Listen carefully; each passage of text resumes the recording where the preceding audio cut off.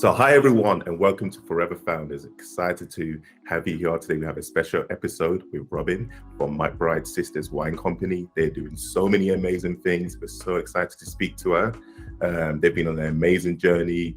They've actually even had their own fund as well, which we're going to talk about, which is amazing. Well, first of all, thank you so much for having me today. I'm very excited to be chatting with you guys. I'm Robin McBride. I'm the co-founder of McBride Sisters Wine Company, which I founded with my sister, Andrea, 17 years ago now. I can't believe it's 17 years, but we've been in the wine business that we founded together for 17 years. We have 3 wine brands. We have McBride Sisters Collection, Black Girl Magic Wines, and She Can Wines. And we have also founded the McBride Sisters Professional Development Fund that we launched in 2019. And today we are a multinational wine company, meaning we produce wines in New Zealand, which is where my sister grew up, and the Central Coast of California, which is where I grew up. And we're distributed nationally. We've just stretched beyond the borders of the US. So now we're also just going into Canada, the Caribbean, and the Bahamas, and more countries to come this year. So on a quick side note, but related, I have organically been buying the product because I see it in stores and I'm always like, oh, okay. Like anything that speaks to me, I'm gonna, it's nothing to just throw it in the car. So I'm already a fan. Well, thank you. Yeah, of course. So my question is, how much did your sister's background growing up in New Zealand versus yours being stateside, like how did those two completely different backgrounds work together to merge into creating a brand? And even just like culturally, like were there cultural differences in like figuring out what type of wines you wanted and stuff like that? I'm curious to know that. There is. So obviously it really is 2 different countries. So we were both born in Los Angeles, but my sister grew up in New Zealand from the time she was 5 or 6. So very much, in the Kiwi culture. And when we first learned about each other and met for the first time, she was 16 and I was 25. And I didn't know anything about New Zealand really. Like, I knew it as the name of the country, but I didn't know anything about its history or its culture. And when we met here in the States, and I think you kind of assume it's an English-speaking nation, it's probably very similar, but there are so many cultural nuances past the accent, but just, from phraseology and terminology to just the way that, culturally family functions happen and holidays and all of those things, they really are, 2 different countries. And from the time that we met and we decided that we wanted to, go into a business together, my sister had come back at that point to LA. She went to USC to go to school. And so at that point, we started thinking about things that we could do with sisters. Like, we're now have a sibling for the first time in our lives and looking at both of the places that we come from, which ironically are very similar, like sort of from the, the geography, both wine regions, really heavily steeped in agriculture. So our backgrounds were very similar in that way. And so once we started looking at, okay, we want to spend some time in wine together, thinking about what a business could be like. Of course, starting a wine company or a winery is an expensive proposition and we didn't have like a bunch of money.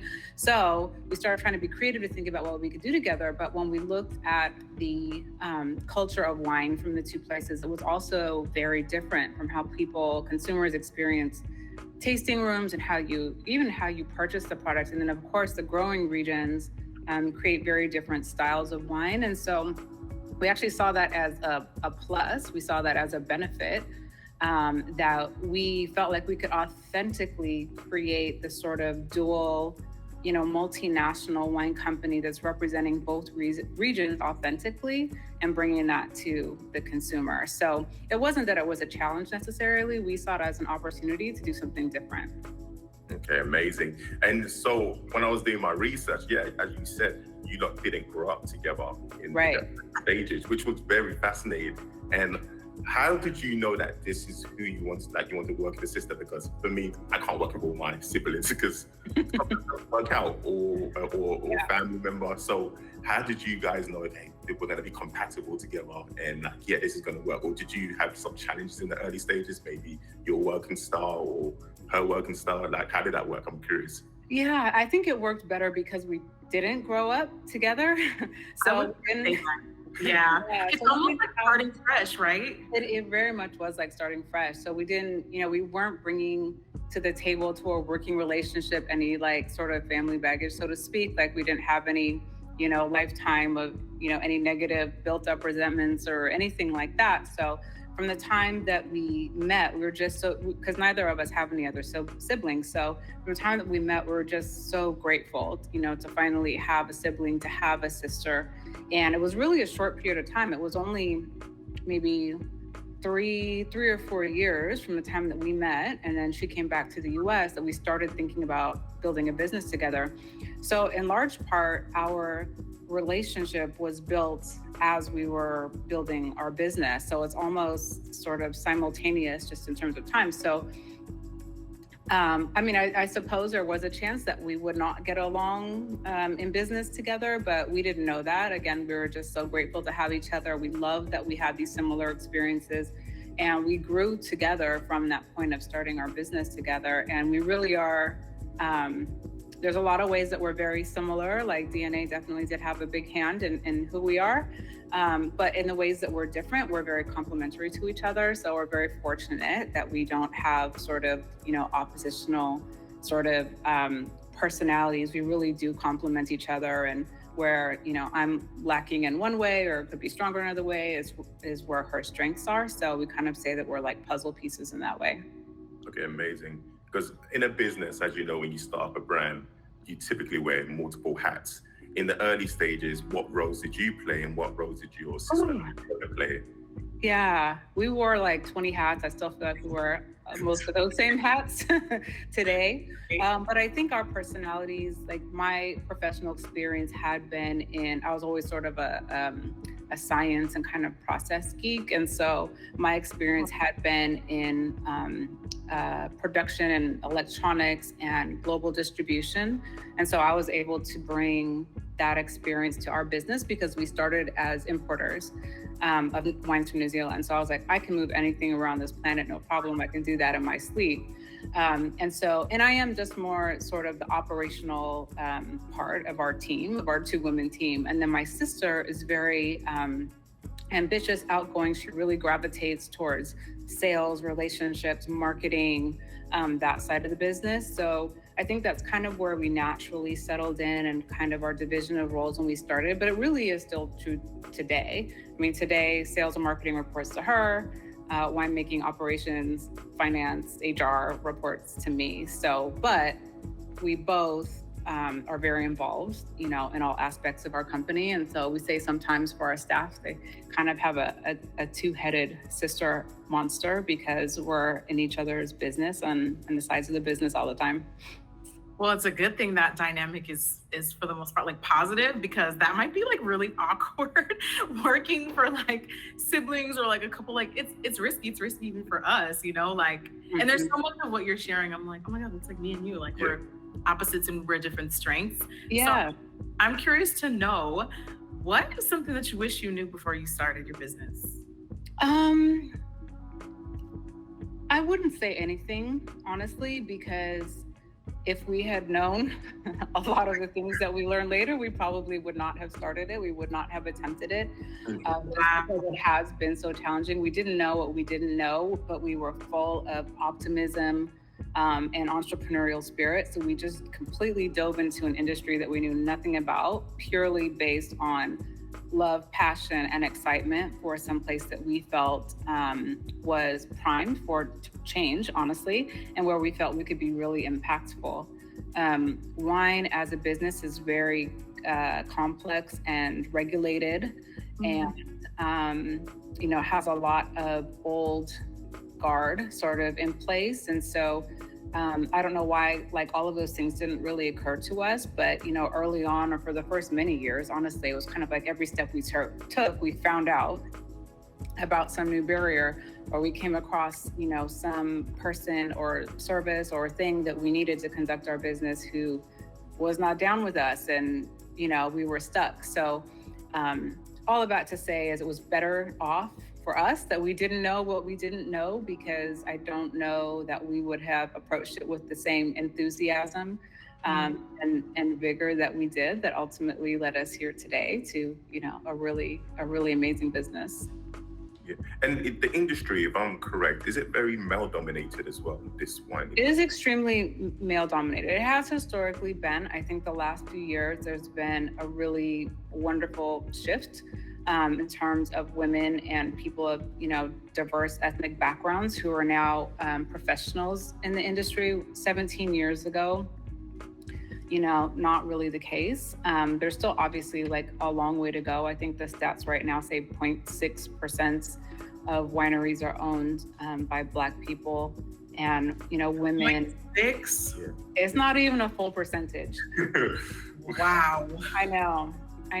And I think women are a much higher percentage of the professionals in the industry, but still a very small single percentage of either ownership or C-suite, leadership and decision-making positions within the industry. So, we've seen it change a lot since we started. There's a lot farther to go for sure, but it's definitely going in the right direction.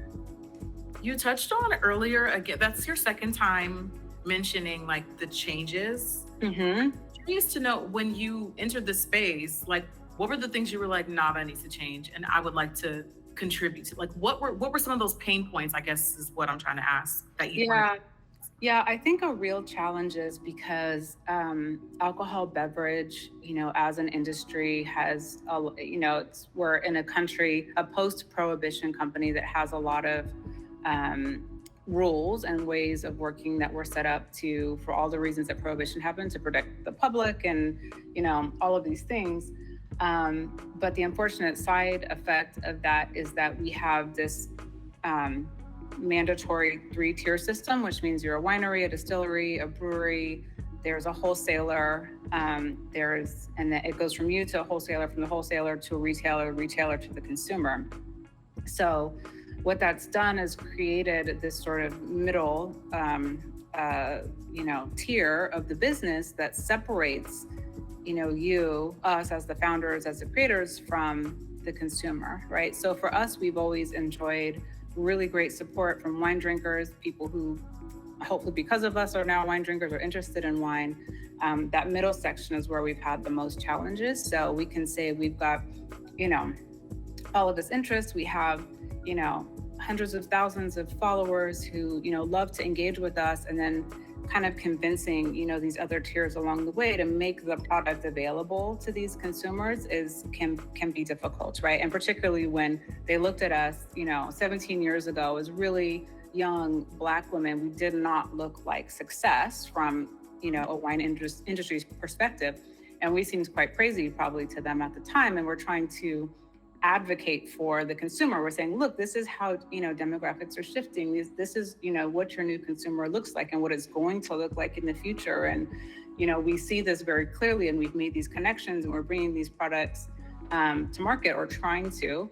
And we just didn't have buy-in a lot of the time. And, even there was a lot of Black-splaining that goes on where, it was Black women only drink Moscato, or, some other, generalizations and biases about the size and scale of women and Black women as wine drinkers. And so, over time, we end up showing up to these, what would normally be just a normal, meeting or pitch, and we have like all this data. My sister loves numbers.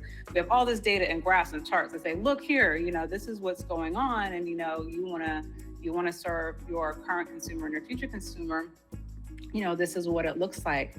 And it was tough because, an older sort of established industry is always backwards looking to say, no, boomers drink most of the wine, or Black women only drink sweet wine. And, we've had times where people will say to us, well, come back when you make a sweet Moscato, and we're like, we don't, what?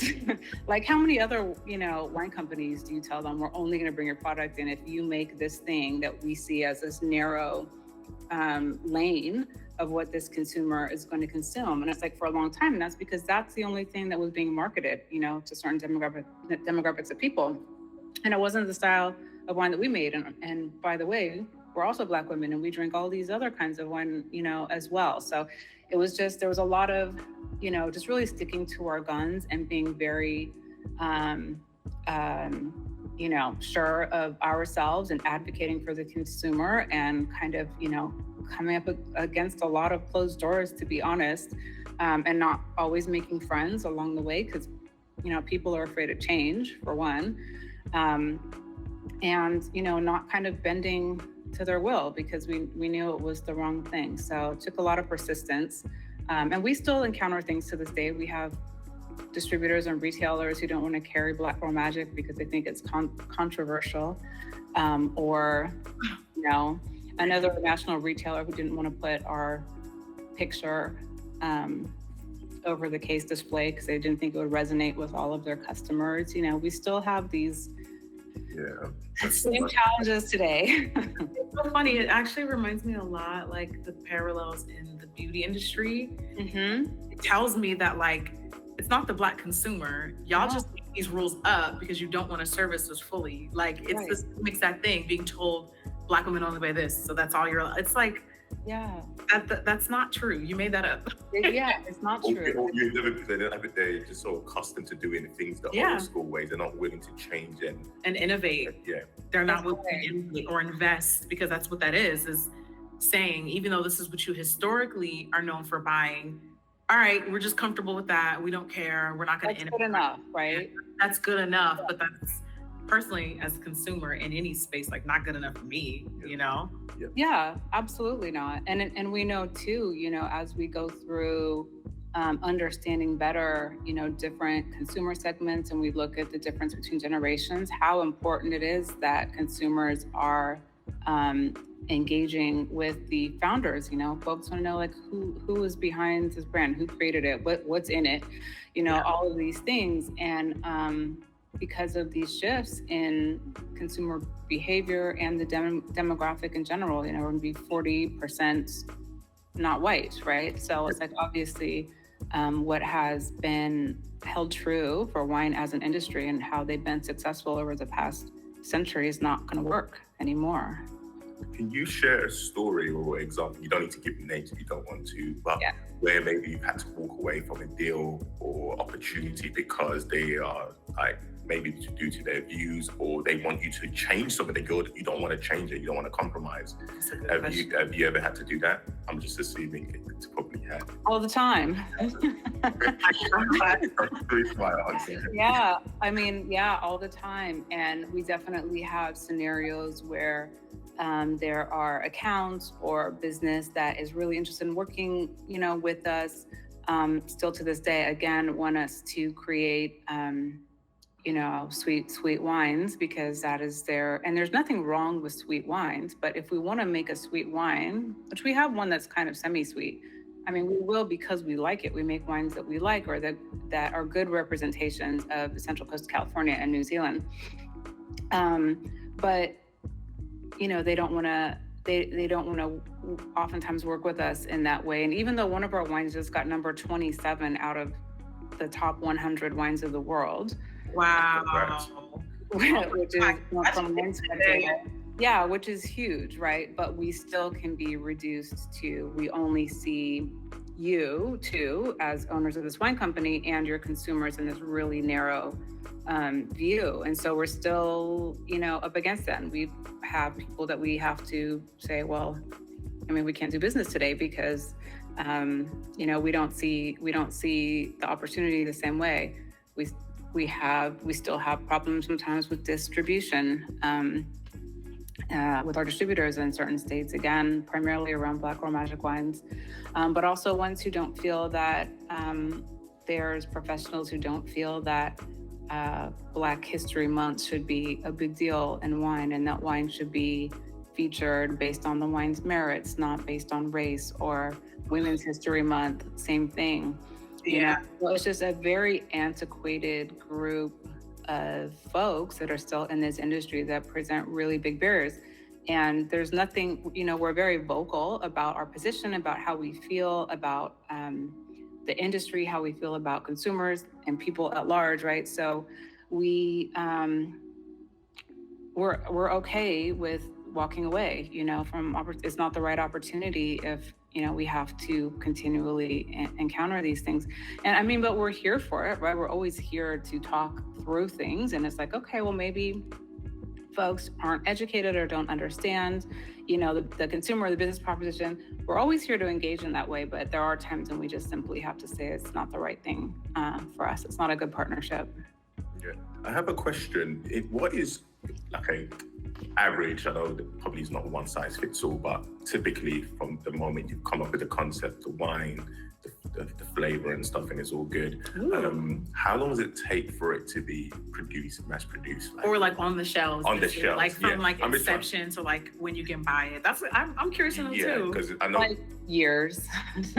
So that's the other challenge, is that like wine is not meant to be made quickly, right? So that's true. That's true. So we have, the grapes come from vineyards. The vineyards you harvest once a year, right? So it's either owned or vineyards and rows that we've selected years ago. That year's harvest, the grapes go in, they are made into wine to whatever our specifications are with our winemaker, whether it's, all of the different characteristics that we hope to get out of the wine. So it's not a fast process. Now we do have times where we have, like we launched Black Girl Magic wines kind of fairly quickly, like within a year, but we'd already had the vineyard selected. We already had the wine being made and in process. We just hadn't quite determined the new brand that we were launching, what it was going to be. So in theory, that was kind of fast. But the reality is that you're looking at like a couple of years, at least, making the decision about where the grapes are coming from, what the wine style is going to be, what the packaging is like, and then get it into distribution and into retail and all of those things. Okay, so I'll have a follow-on question, which isn't, how do you determine how much inventory you do as well? Yeah. Because if sometimes you can be overstock or lot, do you have that challenge, or how do you get Oh yeah, it's a huge challenge in our industry because you're really making a wild guess, basically, because you do have to plan so far in advance, right? So it's kind of, you look for a margin of error and hopefully you're kind of close, but there are years where you can have not enough wine that's made, or you can have too much wine. And in the industry, even between wineries, there will be, you have the ability to purchase if a winery's like way overproduced and has, we'll just say extra Pinot Noir. You can say, hey, George Winery, I'm short, and you can actually purchase that from them. But in general, it is always kind of, best guess and luck as to what exactly you're going to need and where you end up. By and large, though, we also do kind of hold a lot of inventory, not a lot, but probably more than consumer packaged goods, because there is so much lead time to getting the wines made and packed. So we tend to have a little extra that we always have in inventory that's available should we run short on any given year, which almost every year for the past several years we had been shorter than we hoped to be. I think last year we kind of caught up. Good. Well, I think we have just about time for one more question because of the rapid fire. Iris gave us the 5-minute timer. Yeah. Okay. So I think we should probably end it with like, what achievement are you the most proud of? That's difficult. So I think that I am most proud of the fact that we have brought 3 distinct brands to market, and it's taken us 17 years, but super high quality wine for all of them, and all 3 of them that deliver a different experience and to a wide range of consumers and taste and profiles. So, our business again is built on always advocating for the consumer. So, we're able to add things like, wine spritzers and low calorie wines and things to make sure that we're providing what the consumer wants. It's something that's difficult for really big wine companies or established wine companies that aren't really agile. I feel like we have kind of the insight and still the innovative spirit and agility and still being entrepreneurs to make sure that we're bringing products that are relevant and experiences that are relevant to a broad range of consumers. And the other thing, which is a little thing, is that we just acquired a really amazing property in wine country that we haven't announced yet, but I'm excited about it because it's going to give us the opportunity to have a really curated wine experience for people that's unlike other things in wine country and tasting rooms that people are kind of accustomed to. It's really going to be something special, and I feel like what we're going to be providing is going to be kind of the first of its kind. So very proud of that. Amazing. That's amazing. Congratulations. Thank you. I do have to ask a question. I know we're supposed to go to the last question, but I have a question around funding, because we were talking about just like opportunities. As we know, as of last year, just gone 22, Black founders raised only 1% of VC funds in 2022, which is extremely low. And then women raised about just under 2%. So my question for you, because I know you have your own fund, correct? Yeah, that's right. Yeah, I would love for you to share more about that fund, because I think it's great that you're doing so much to give back to the community. But what's your thoughts, and is there anything you think that could be done? What are some of the things that you would love to see happen for changes? Yeah, absolutely. And I think that, when we first looked at fundraising ourselves, which was probably maybe 2012 or sometime around that time frame, when we built our business to a point where we were got a national account and we needed to start distributing our wines nationally, and we saw a growth opportunity and wanted to raise some funds. And needless to say, we were not successful in that. And after lots of pitches, lots of conversations, and we couldn't figure out, like, the business is profitable. We don't understand, what was going on. And somebody actually at that point pulled us aside and recommended that we got a white male, founder or CEO to help us raise the funds, because we probably weren't going to raise them otherwise, which was appalling. And so we said, no, thank you. So we didn't raise any money, actually. So have you not raised any money since? We did.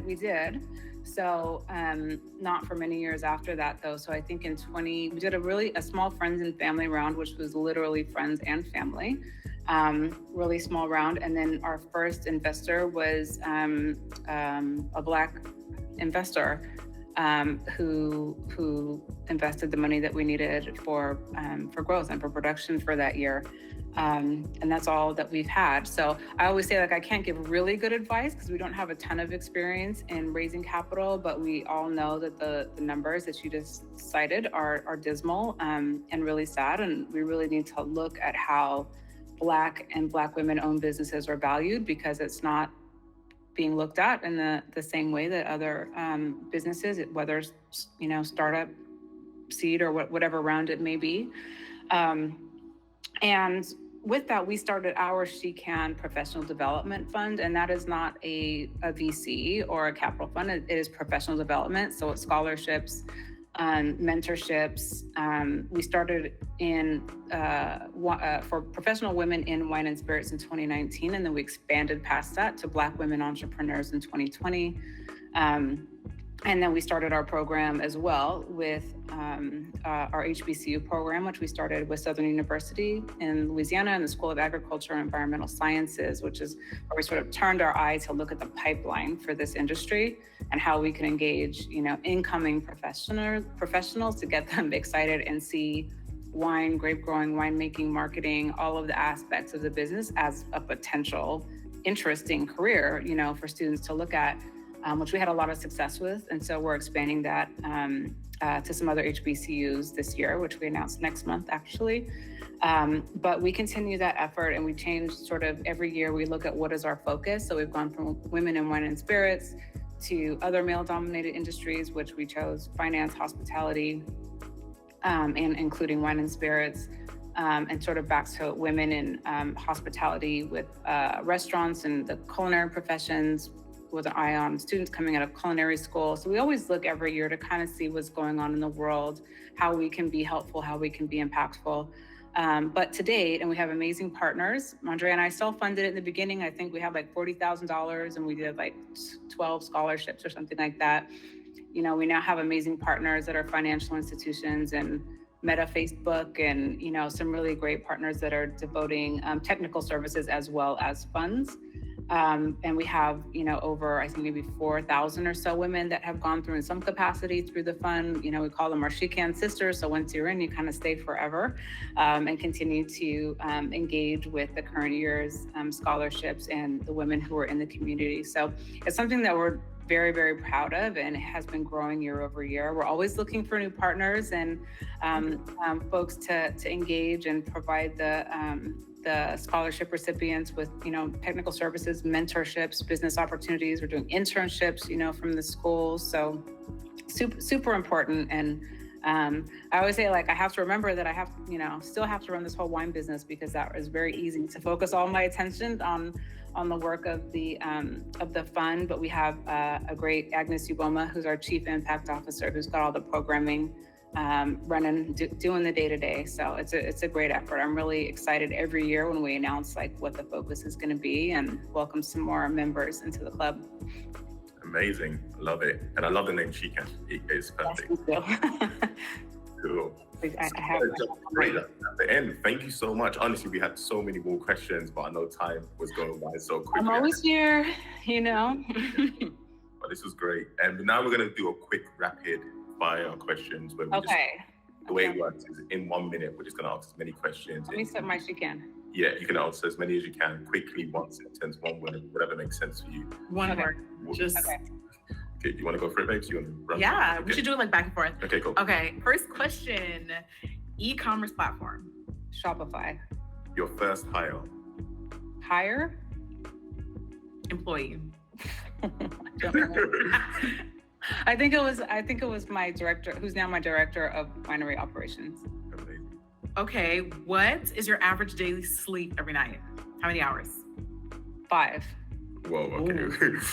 Ooh. Your favorite, on 6, so it's not too bad. Your favorite entrepreneur, like you admire.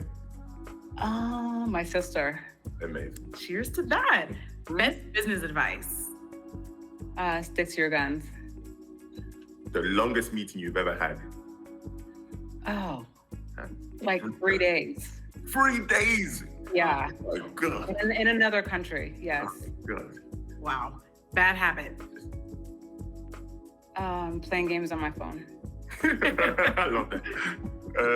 Just an influential person that just supported your brand organically that you want to just shout out. Gabrielle Union.